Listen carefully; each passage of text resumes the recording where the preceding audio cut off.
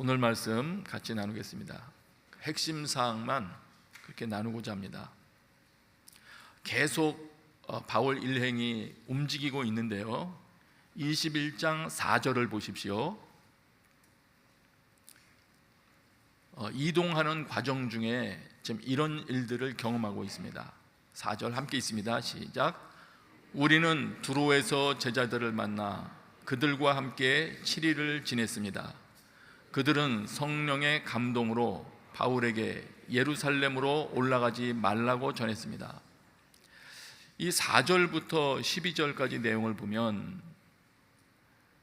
지금 믿는 제자들이, 바울을 사랑하는 자들이 뭔가 바울에게 조언하는, 의견을 전달하는 장면이 나옵니다. 그런데 이 4절을 보니까 두로에 방문했을 때 제자들이, 여기서 우리는 돼 있는 우리는 기록한 누가를 포함한 바울 일행을 말합니다.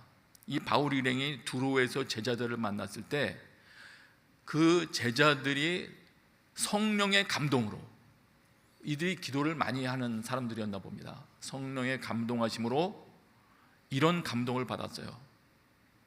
어떤 것이냐면 바울에게 이렇게 전달합니다. 예루살렘으로 올라가지 마십시오. 예루살렘에 올라가면 위험하다는 것, 그런 감동을 받았기 때문에 이런 말을 전했을 거예요.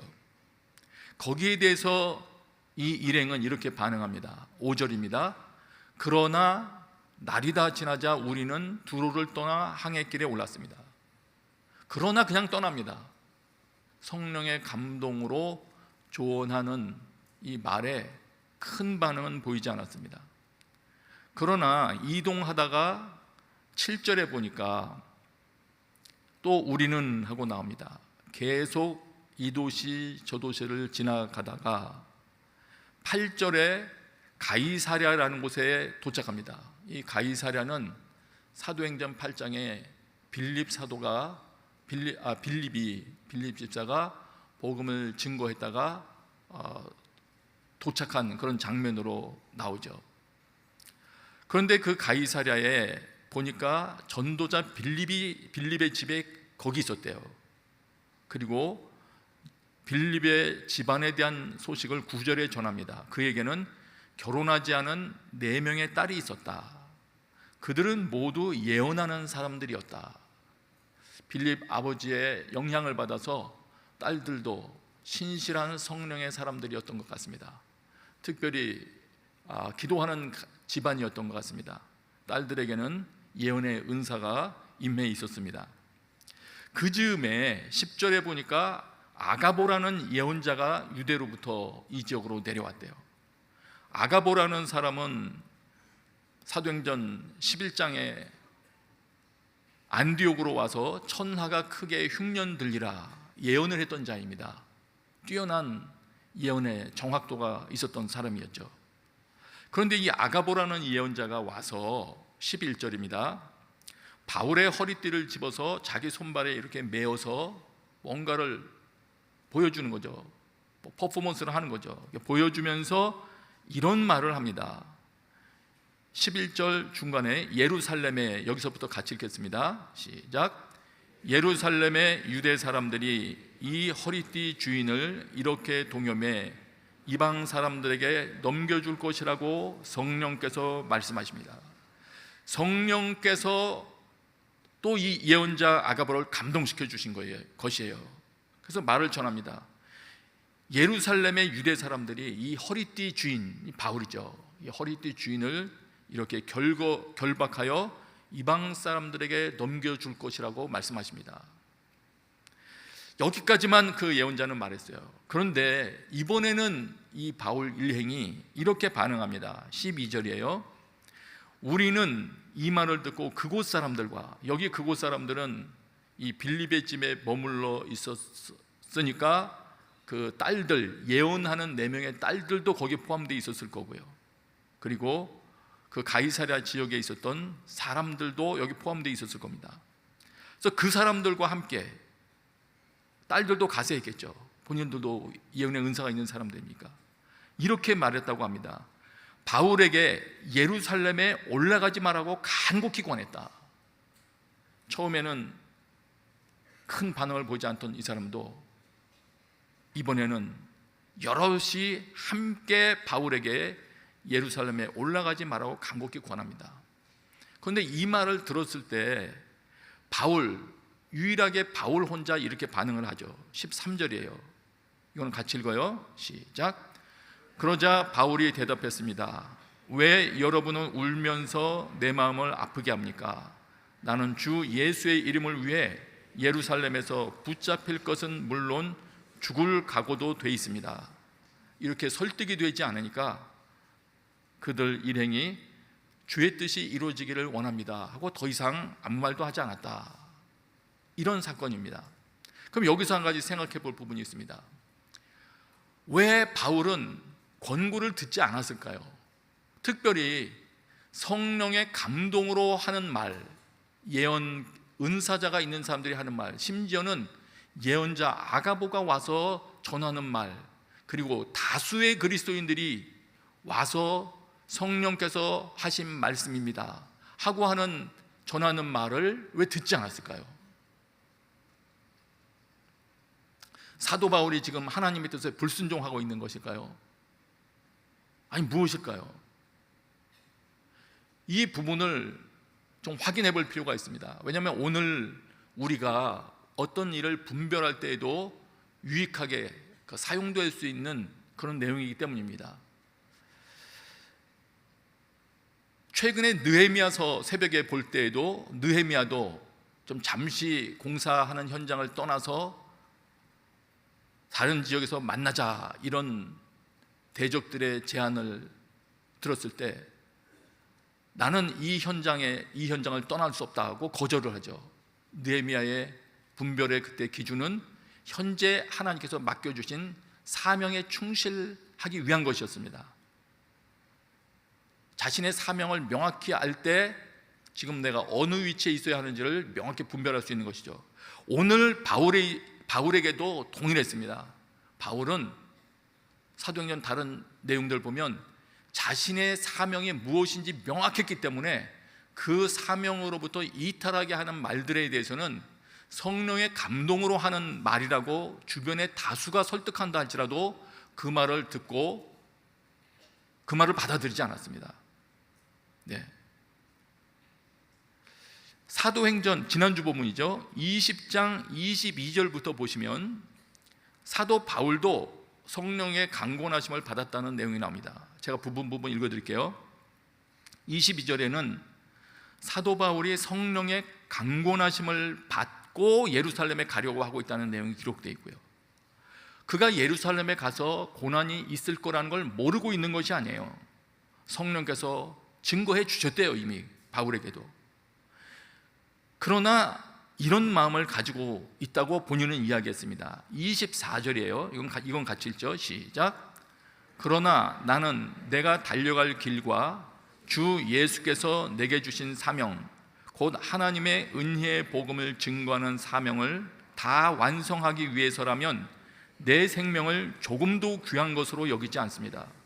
바울은 지금 자기가 편하거나 그런 것을 원하는 자가 아니었고 자신의 삶에서 하나님의 목적이 완성되기를 원하는 자였기 때문에 지금 이런 말들을 들었을 때 명확하게 분별할 수 있었던 것입니다. 극심한 고난의 현장에 직면할 것이라는 것을 바울은 알고 있습니다. 그러나 그는 고난을 경험하는 것보다, 고난을 피하기보다 하나님께서 자신에게 맡겨주신 사명을 완성하는 것이 더 소중하다고 여긴 자였기 때문에 이런 판단을 할 수 있었던 것입니다. 그리고 방금 전에 읽었던 21장 13절에서는 바울이 그렇게 말했지 않습니까? 자신을 위해서 우는 그 형제들을 보면서 왜 내 마음을 그렇게 아프게 하십니까? 나는 주 예수의 이름을 위해 예루살렘에서 붙잡힐 것은 물론 죽을 각오도 돼 있습니다.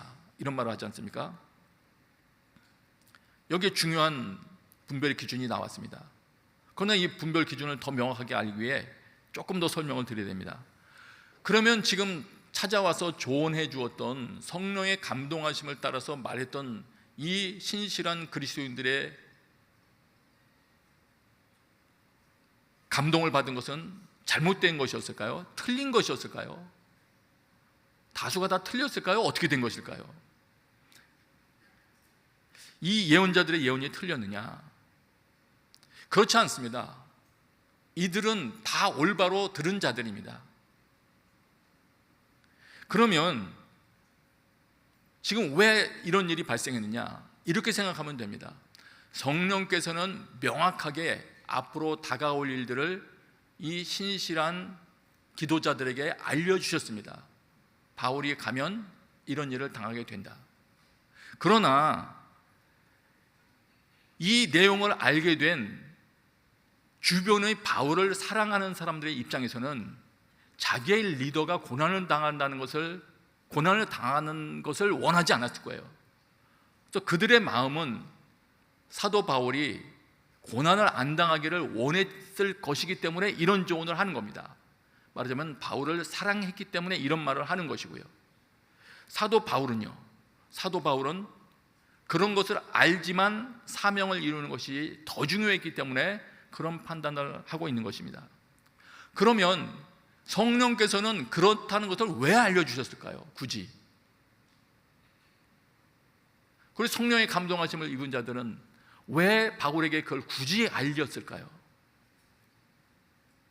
그것은 이렇게 생각하면 될 것 같습니다. 사도 바울에게 다가올 위험을 피할 수 있도록 알려주신 것이 아니라 이런 일이 다가올 것이니 준비를 하라는 그런 것이었을 겁니다. 말하자면 사도 바울의 임무 완성을 돕기 위한 성령님의 배려라고 보면 맞을 것 같습니다. 그렇기 때문에 우리가 분별에 대해서 생각할 때 가장 중요한 것은 하나님의 뜻은 어떻게 분별하느냐, A, B, C 이런 단계를 가지고 구분할 수 없습니다. 분별할 수 있는 가장 중요한 첫 번째는 그 사람이 평소에 무엇을 추구하며 살아가는 사람인가, 그 여부가 가장 중요해지는 것입니다.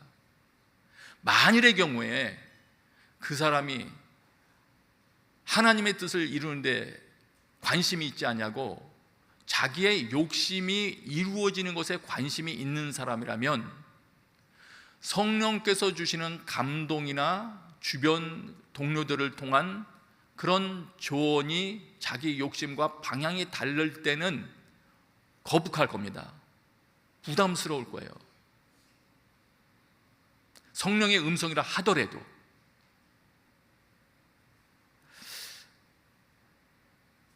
그래서 에스겔서는 이렇게 말합니다.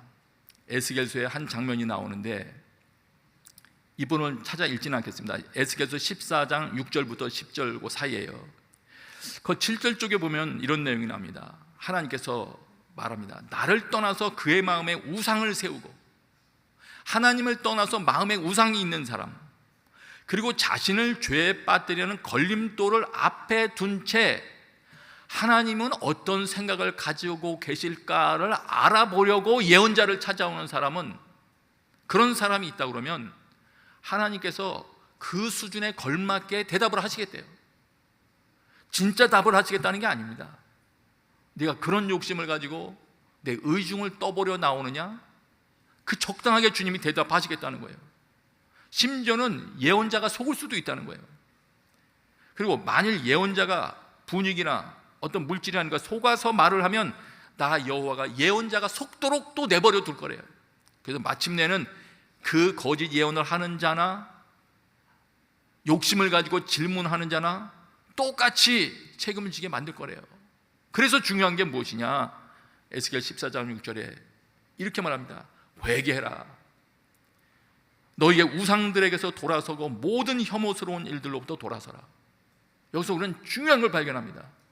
그렇구나. 내 마음속에는 우상이라고 표현할 수 있는 욕심을 내려놓기 전에는 분별이 안 되겠구나.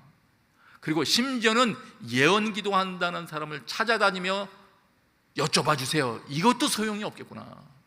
내 마음속에는 우상을 내려놓지 않는다면, 욕심을 내려놓지 않는다면.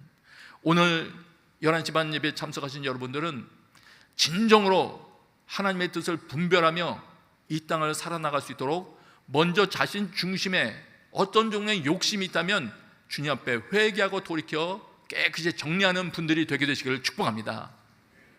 그것이 분별의 지름길인 것입니다. 그래서 마태복음 6장 33절에 말씀하신 것처럼 먼저 그의 나라와 그의 일을 추구하는 삶이 나에게 진짜 기쁨이 될 때 그런 사람이 분별을 잘 할 수 있게 되는 것입니다. 그리고 이제 두 번째 장면으로 넘어 들어갑니다.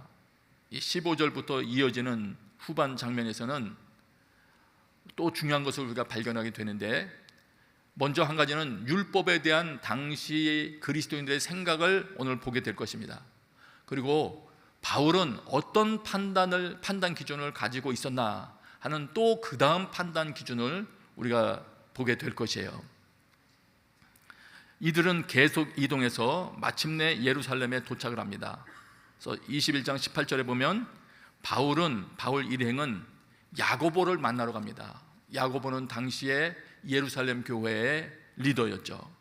그리고 거기에 또 다른 리더들인 모든 장로들이 거기에 나와 있었습니다. 마중하고 있었습니다.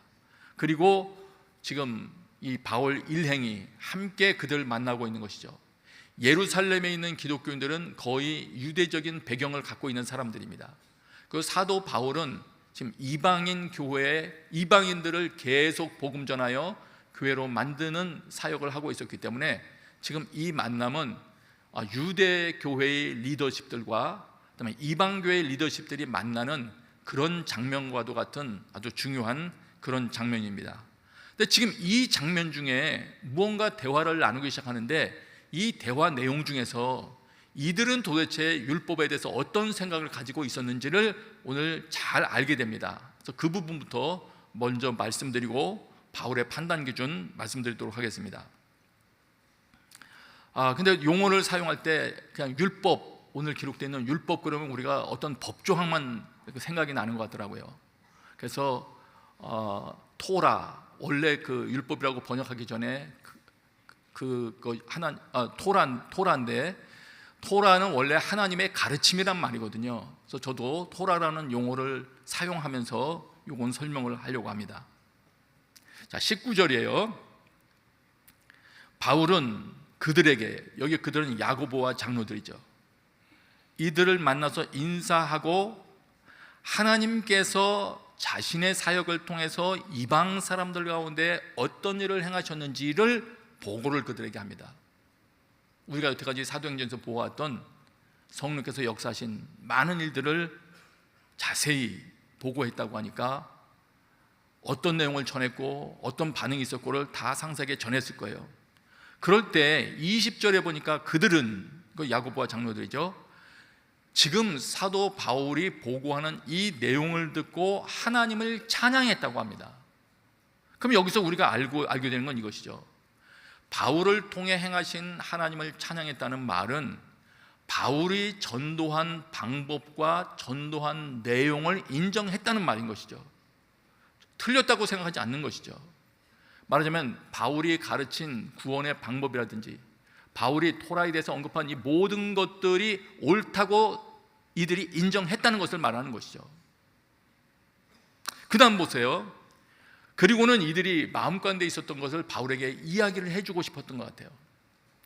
먼저는 바울의 소식을 듣고 그를 하나님께서 하신 일을 찬양한 후에 이제 예루살렘 교회 리더들이 바울에게 설명을 합니다.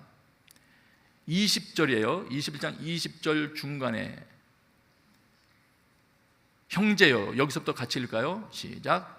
형제여, 알다시피 수만 명의 유대인 사람들이 믿게 되었는데 그들은 모두 율법 지키는 일에 열심을 가진 사람들입니다. 이제 예루살렘 리더들이 뭔가 지금 발생한 문제, 후에 보면은 오해가 뭔가 발생한 거예요. 바울에 대한 오해가 발생했는데 그거를 풀기 위해서 설명을 하는데 이렇게 설명을 시작합니다. 지금 이 예루살렘에도 많은 유대인들이 예수님을 믿게 되었다. 근데 그 숫자가 수만 명이나 된다고 합니다. 그런데 그 수만 명이 어떤 사람들이냐면 모두 율법을 지키는 일, 토라를 준행하는 일에 열심을 가진 사람들입니다. 이걸 이야기해요. 다시 말하면 지금 이 예루살렘 교회에 토라 준행에 열심히 했던 사람들이 예수님을 믿은 후에도 토라를 열심히 준행하는데 아무런 불편을 느끼지 않았던 거예요, 이들이.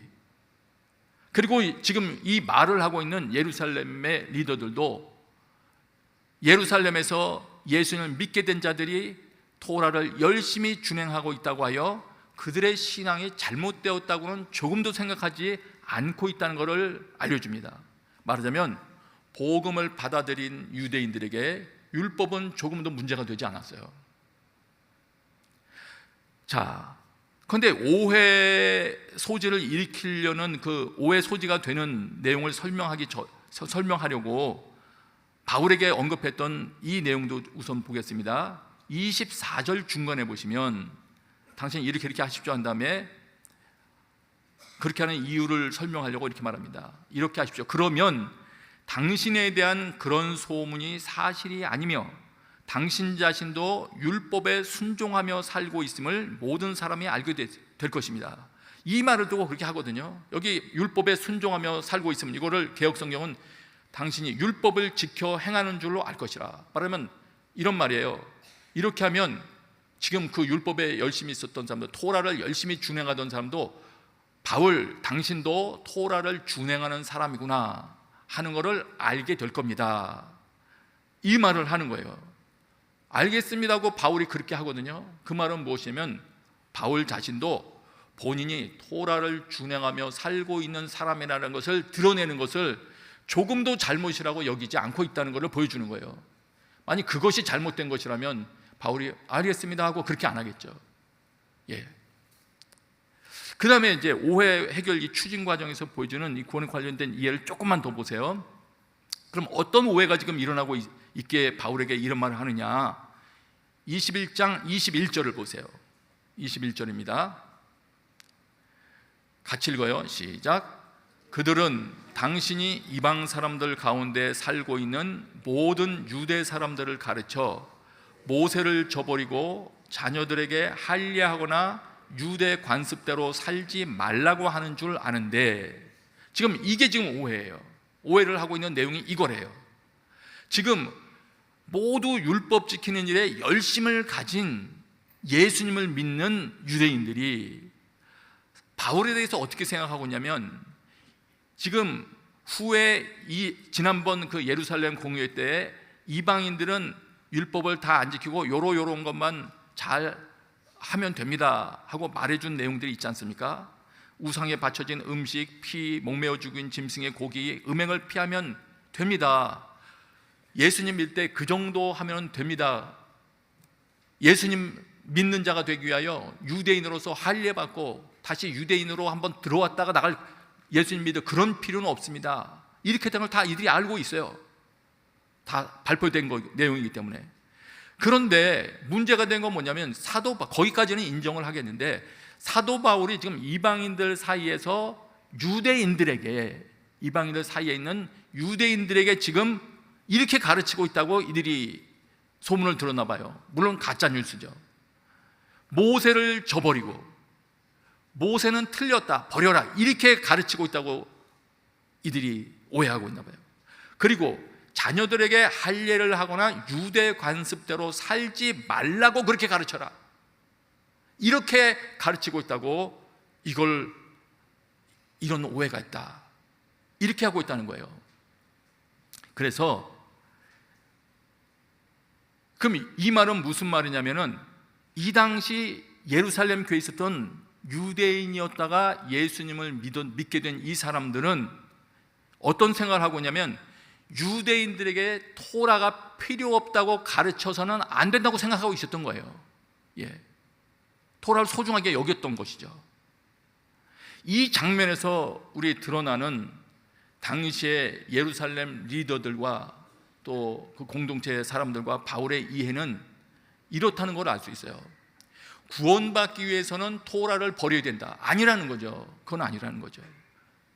물론 토라를 준행함으로 구원받는 게 아니라는 것은 명확하게 선언합니다. 이들이 말하면 율법을 지키는 것으로 구원받는 건 아니다, 이거는 명확하게 선언하고 있지만 율법을 버려라, 토라를 버려라고 말씀하는 것은 예수님의 가르침도 사도들의 가르침도 바울의 가르침도 아닌 겁니다. 오늘 본문에서는 명확히 그렇게 나옵니다.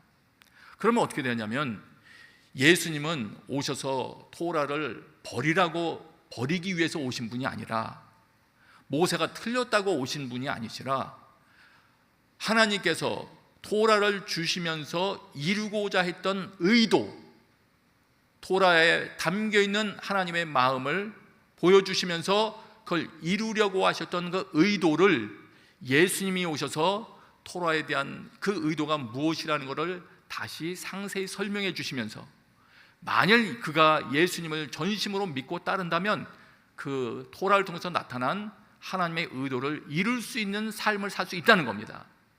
그거를 지금 말씀해 주시는 겁니다. 그러므로 지금 모세를 버리고 그리스도를 택하는 그런 부분, 그런 것은 아닌 거예요. 자, 그래서 그런 것을 가시적으로 바울 당신이 입증해서 보여줬으면 좋겠다. 이래서 이렇게 할 것을 제안하죠. 22절부터 24절이에요. 그러니 어떻게 하는 게 좋겠습니까? 당신이 왔다는 소문을 분명 듣게 될 테니 우리가 일러주는 대로 하십시오. 한 가지 제안을 하죠. 자신들 가운데 서운한 사람이 4명이 있는데 이 사람들을 데려가서 정결의식에 당신도 함께 참여하고 율법 지키는 의식에 당신도 참여하라는 거예요. 바울 보고. 그리고 그 비용도 당신이 지불하라는 겁니다. 그래서 당신이 율법을 존중하고 있는 사람이라는 걸 보여주라는 것입니다. 그러면 당신에 대한 그런 소문이 사실이 아니며, 율법을 버리라고 가르친 자가 아니었구나, 모세를 저버리고 이렇게 가르친 자가 아니었구나, 이거를 다른 사람들이 알게 될 것이고, 당신 자신도 율법을 준행하는 자, 존중하는 자였구나 하는 걸 다른 유대인들도 알게 되고 이 문제는 해결될 것입니다. 지금 이 제안을 하고 있는 겁니다. 이제 토라에 대한 건 말씀을 제가 드렸기 때문에 이 말을 듣고 바울이 지금 실행을 하는데 이 말을 어떻게 받아들이고 판단했는지 그 여부를 보면서 사도 바울이 가지고 있었던 또 한 가지의 분별 기준을, 판단 기준을 우리가 보게 됩니다. 그것은 이것입니다. 이 말을 다 들은 후에 26절에 보니까 이렇게 바울이 행동하는 장면이 나옵니다. 이튿날, 바로 다음 날이에요. 바울은 그 사람들을 데리고 와서 그들과 함께 자기 몸을 정결하게 한 후, 자기도 의식대로 다 해요. 성전에 올라가 정결의식이 끝나는 날짜와 각 사람이 예물 바치는 날짜를 신고했습니다. 무슨 말입니까? 그 율법을 좀 따라서 그대로 하고 있다는 거예요. 다시 말하면 지금 예루살렘에 있었던 리더들이 조언해 주시는 조언을 그대로 받아들여서 하고 있는 겁니다. 그럼 여기서 우리가 이상한 걸 하나 발견하죠. 아니, 성령의 감동을 통하여 성령께서 말씀하셨습니다. 이러면서 그것도 여러 명의 다수의 그리스도인들이, 또 심지어는 예언하는 딸들이 포함되어 있었고 유명한 예언자까지 동반해서 권면하던 그 말은 안 듣던 바울이 지금 여기서 지금 예루살렘의 리더들이 말하는 조언, 여기 뭐 성령의 감동 이런 말은 표현되어 있지 않아요. 물론 이들이 예루살렘의 리더들도 기도하면서 이 조언을 했겠죠. 그런데 어쨌든 이런 권면은 즉시 받아들이거든요. 이게 도대체 어떻게 된 걸까요? 바울이 성령님을 무시하는 사람입니까? 이 조언은 받아들입니까? 무엇이 이런 판단을 하게 했을까요? 첫 번째 거는 우리가 이미 설명드려서 압니다. 바울, 그는 자신의 사명, 주께서 자기에게 맡겨주신 복음을 증거하는 그 임무를 완수하는 것이 자기의 목적이었고, 고난당하는 것은 성령님이 자신에게도 말씀해 주신 것이었기 때문에 고난에 대한 그 일 때문에 중단하라는 것은 말이 안 된다. 본인이 이렇게 판단하고 고난을 받더라도 나는 이 은혜의 복음 증거하는 것을 완수하겠다, 이렇게 판단한 것이고요. 사명에 따라서 판단한 것이고요. 지금 이 장면에서는 무엇이냐면 가짜 뉴스로부터 오해가 생겨서 자칫하면 이 예루살렘 교회가 흔들릴 만한 그런 어려움이 있으니까 교회 보호를 먼저 생각한 거예요. 그리고 뿐만 아니라 후에 고린도전서에서 말한 바울의 말을 보면 이러한 것이 기준이 되었음을 알 수 있습니다. 고린도전서 9장 20절을 보시면 사도 바울이 이렇게 말합니다. 유대 사람들에게 내가 유대 사람처럼 된 것은 유대 사람을 얻기 위해서입니다. 지금 바로 이 장면이잖아요.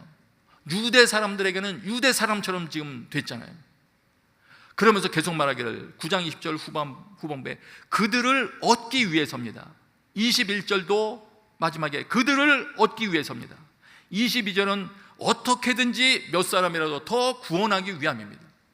즉 사도 바울의 이런 판단의 기준은 교회를 온전케 하며 그 교회를 통하여 복음이 중단되지 않냐고 계속 증거돼서 더 많은 사람들이 예수 그리스도를 믿게 되는 그 길은 어느 길인가? 그 길을 택하는 것이 사도 바울의 기준이 됐던 겁니다.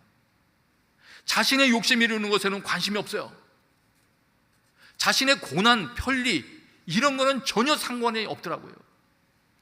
심지어는 나는 이런 걸 할 권리가 있어. 예수님은 그걸 안 지켜도 괜찮다고 하셨어. 그런 자기의 권리, 자유 이런 것조차도 주장하지 않습니다. 내가 이렇게 하면 저들이 더 복음을 잘 받아들일 수 있다면 그 길을 선택을 하는 자더라고요. 예. 여기서 우리 여러 가지를 다시 한번 배웁니다. 이러한 태도, 정말 그리스도를 위하여 나는 죽어도 좋습니다. 내 명예는 손상돼도 좋습니다. 내 삶을 통해서 그리스도가 드러난다면 부각되고 내 삶을 통해서 주변에 있는 많은 사람들이 예수 그리스도 믿게 된다면 저는 그 길을 택하겠습니다. 이것이 판단 기준이 된 것이거든요. 여러분, 이런 결단에 우리의 결단이 되게 되시도록 우리 기도합시다. 예. 그 다음에 한 가지, 초기 내용으로 본다면 유대인들이 먼저 예수 그리스도를 알게 되었지 않습니까? 이들도 이방인들에게 복음을 증거하기 위하여 많은 것들을 내려놨습니다. 토라의 중요한 그런 진리들이라든지 그 많은 것들을 내려놨어요. 이방인들 위해서는 우선 예수님을 먼저 받아들일 수 있도록 많은 것들을 내려놨어요. 근데 오늘 우리에게 있어서도 이런 태도가 필요하다고 생각이 되어집니다. 우리도 지금도 예수님을 알지 못하는 유대인들 전도해야 될 거 아닙니까? 땅끝까지 가서 복음을 전하기 위해서라면 이런 민족 저런 민족 그리고 유대인들에게도 복음을 전하는 자들 되어야 될 거 아니겠습니까? 기회가 주어진다면. 그렇다면 예수 그리스도를 모르는 유대인들에게 복음을 전하기 위해서라도 토라의 가치를 소중하게 여기는 유대인들을 무시하면 안 되겠습니다. 유대인들이 가지고 있는 식사 관련된 것이라든지 절기와 관련된 것을 틀렸다고 말하거나 폄하하거나 그런 것은 옳은 태도는 아니라고 생각이 되어집니다. 사도 바울이 그렇게 하지 않았습니다. 심지어는 유대인들은 예수님을 십자가에 죽인 원수들이라 이런 태도를 가지고는 안 되겠습니다. 그래서 오늘 하나님께서 오늘 예배 참석한 모든 분들에게 마침내 유대인들에게까지도 복음을 증거할 수 있는 그런 은혜를 주시기를 기도합니다. 이제 같이 한번 기도하십시다. 이 시간에 기도할 때 이렇게 기도하겠습니다. 하나님, 저에게 온전한 분별의 기준을 허락하여 주십시오. 나의 유익을 구하는 것이 아니라 하나님께서 맡겨주신 사명을 위해서라면, 많은 사람들의 구원을 위해서라면 그 길을 선택할 수 있는 그런 은혜를 허락하여 주옵소서. 자기 자신을 위하여 기도하겠습니다. 아버지 하나님, 은혜를 베풀어 주옵소서. 오늘 우리의 눈을 열어 주시옵소서. 우리의 마음도 열어 주시옵소서. 하나님, 중요한 일들이 우리 앞에 다가올 때 하나님의 마음을 중심으로 하여 모든 일들을 분별하고 선택할 수 있는 은혜를 힘입게 하여 주시옵소서. 예수님의 이름으로 기도합니다. 아멘.